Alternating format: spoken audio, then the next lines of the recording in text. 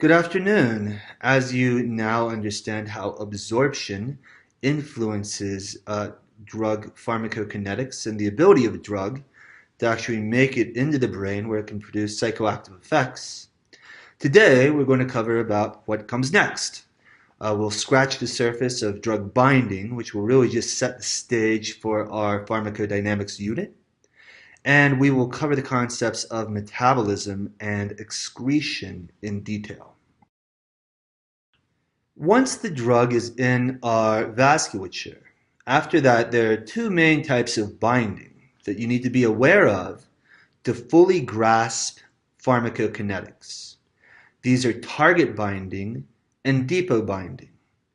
We will discuss target binding in detail in our pharmacodynamics unit, which is essentially pharmacodynamics, or the action of a drug at a desired receptor target in the brain.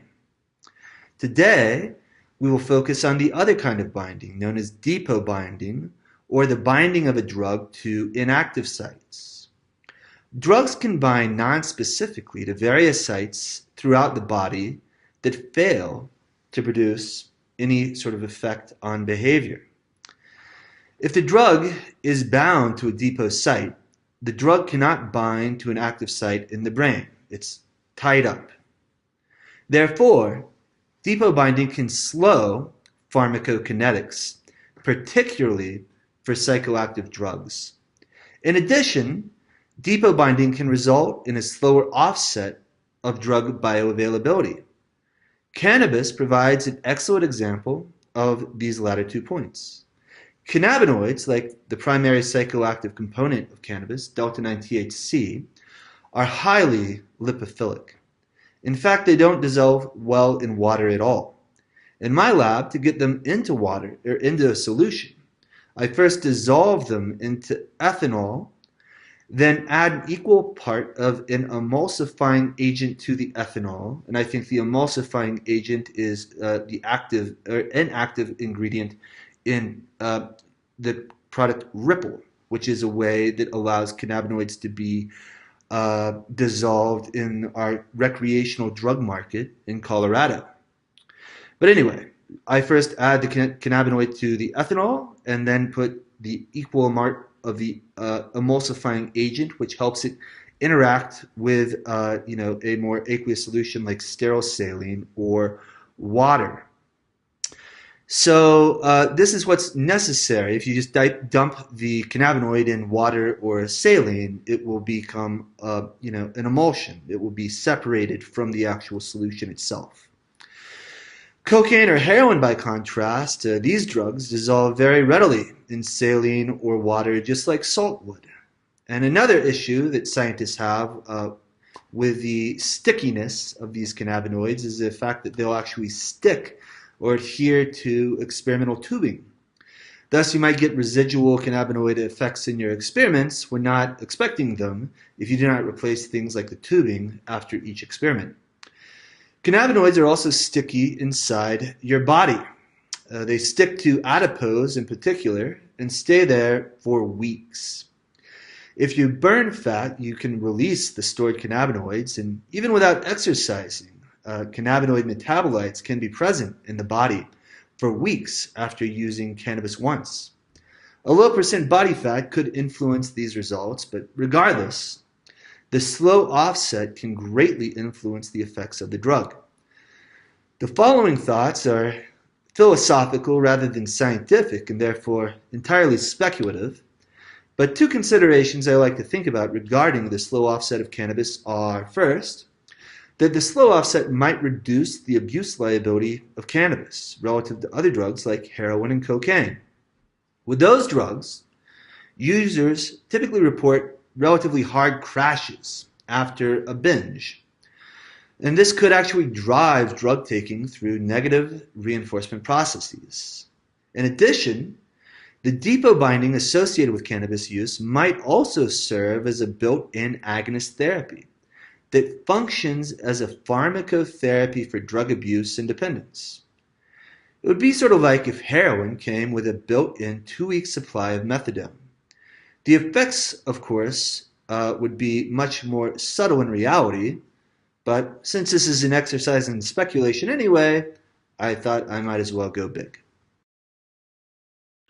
So after the drug has bound to a target receptor, the next thing that has to occur is we have to eliminate or get rid of the drug through metabolism.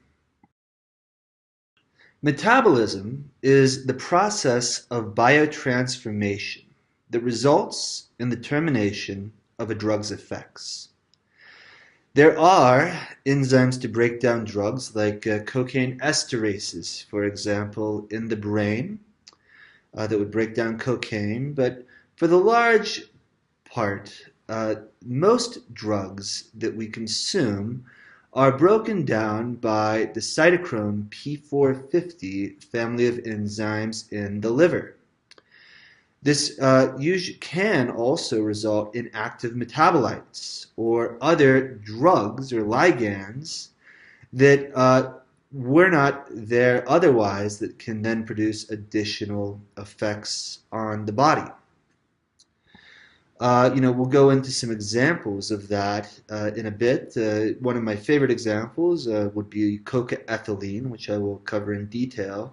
But first, I'd like to just talk a little bit more about cytochrome P450 because it is scientifically a very interesting enzyme family. It is ancient. It's been around for billions of years, and there are thousands of variants that exist. And it exists in almost all species, including plants, bacteria, archaea, and even some viruses.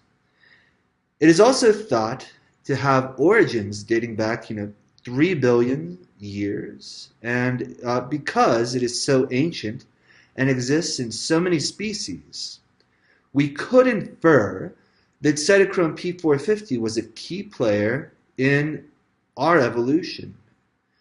One role in natural selection cytochrome P450 might have played is to essentially function as a gatekeeper for phytochemicals. And this would then in turn influence the development of our own neurotransmission and the selection of certain plants and algae and fungi. If an animal could only break down the chemicals in a certain plant but needed to find, for example, plants with nutritional value, then the plant that they are able to metabolize should be selected for survival. Eventually, humans became agrarian and selected many of our current favorite phytochemicals to cultivate. And at this point in our history, arguably the most talented botanists in the world are devoting their lives to selectively cultivating cannabinoids, using more advanced technologies than our original cultivators could even imagine. There are several general factors that affect metabolism. One is drug competition, and all of you have probably seen a label like you see here at the bottom of the slide on medication prescribed by your family practitioner, family physician. And these tend to result in more intense drug effects. The idea is that the enzymes can only metabolize so much, and if if two drugs are both metabolized by the same enzyme, they can compete, and therefore the concentration of the drug in your plasma, or the bioavailability, the Cmax, can be higher, and the overall bioavailability curve can be longer, or the effect can be more pronounced. Another concept is enzyme induction. Here, with repeated drug use, this is very common in early stage alcoholics. The amount of cytochrome P450, for example, will increase or grow. And this can result in reduced effectiveness of a variety of drugs that would be metabolized by this particular enzyme. From what I can tell through my own just reading of the literature, it does not appear, I'm still a little skeptical of it, but it does not appear that cannabis produces pharmacokinetic tolerance through enzyme induction, and it seems to be more involved with pharmacodynamic tolerance, which is a concept we'll touch on next class. Enzyme inhibition is another general factor that can influence metabolism that's particularly important because it can result in death. This is most commonly associated with MAO inhibitors, which are a old school antidepressant that increase all of the monoamines in the brain by preventing their enzymatic degradation. But by doing this, they also prevent the enzymatic degradation of tryptamines in the body. And these amino acids are involved in regulating our blood pressure. And if we prevent their metabolism then eat compounds or foods that have a lot of tryptamine in them, like cheese or wine, this can result in a hypertensive crisis, and you can actually die through, basically suffering a heart attack. So that's something to be very careful of if taking MAO inhibitors. Finally, and we will talk a little bit about this when we discuss pharmacogenomics, if we get there. But I think the future, the next revolution in pharmacology, and hopefully there is one soon, I think will involve pharmacogenomics, or the tailoring of pharmacology to the genetic predisposition of the individual. This is one very noteworthy or notable example of a genetic polymorphism influencing the effect of a drug on physiology and behavior is one that occurs and is associated with what's known as alcohol flush. This occurs in about 50% of Asian populations that do not have the capacity to adequately metabolize acetaldehyde, an intermediary metabolic step in the breakdown of alcohol. Therefore, they are less tolerant of alcohol, and their face will turn bright red, as depicted in this figure. The speed at which a drug is cleared through the body is an important factor that can influence the effect of the drug on physiology and behavior. Most drugs are eliminated according to first-order kinetics. This is a term that describes exponential elimination of drugs from the bloodstream. Essentially, every pass through the blood and through the liver, through the hepatic portal system, results in elimination of approximately 50% of the drug. So that would result in an exponential decay. Half-life is the term that actually refers to the time required to remove half of the drug from the blood. Zero-order kinetics is sort of a unique one that results in a more constant rate of drug removal from the body, regardless of the drug concentration in the blood. This is essentially what happens when enables you to become intoxicated on alcohol. Alcohol is initially metabolized, along first-order kinetics. So half of what you take in goes away. After about 2 drinks in the average person, though, your cytochrome P450 enzymes are saturated, and it stops breaking down the alcohol properly. And at this point, you switch from an exponential decay to a more linear decay. And finally, we have steady state plasma levels, where this is what you would, it's the basis of agonist therapies for addictions. This is one thing that you could regulate in the hospital very easily through the IV route. You can calculate and try to maintain just a stable level of bioavailability of a drug in your system.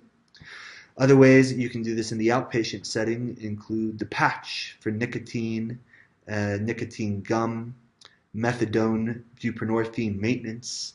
The idea here is to sort of create more of a steady state level rather than the rapid rise and falls that you see with most routes of administration. Here's an illustration of first order kinetics. So again, that you can see this really pretty dramatic exponential decay.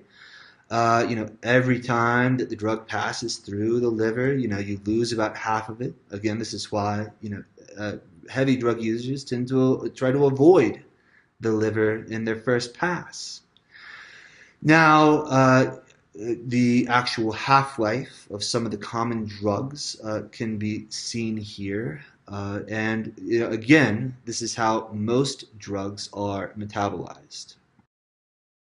Here you can see a nice illustration of the distinction or sort of the shift that would occur in the case of alcohol from first order kinetics to zero order kinetics. So you can see that the drug is no longer being eliminated exponentially or half every pass. Instead, it is being eliminated in a much more slow, gradual fashion. Finally, we just have to excrete the drug from our body, which you would think would be a relatively simple process. Interestingly, there are ways that you can manipulate the excretion process to influence pharmacokinetics and bioavailability. And we'll briefly go over some of these. So as you might know, just generally speaking, the kidneys, their main function in the body is to basically serve as a filter. They're filtering your blood to clean out these ligands that we are ingesting and then eliminate them through our urine. However, reabsorption is the key that I want to emphasize here. And there are certain ways that you can trick, or alter your physiology to facilitate or reduce reabsorption. And this can actually reduce or be involved in treating overdose. Alternatively, it can be used to extend or maximize the bioavailability curve. So reabsorption primarily depends on the acid-base environment of the urine. If urine is highly acidic, a weak acid will occur in its non-ionized form within this acidic environment, and this would result in it being reabsorbed into the blood and avoiding excretion. By contrast, if the urine is basic and you have a weak acid, it will be trapped in its ionized form. And in its ionized form, it does not want to enter into the plasma. It will stay trapped in the urine and be excreted from the body.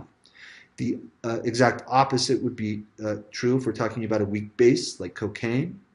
But there are certain things that one could do to alter their pH of their urine to either speed elimination or speed and facilitate reabsorption.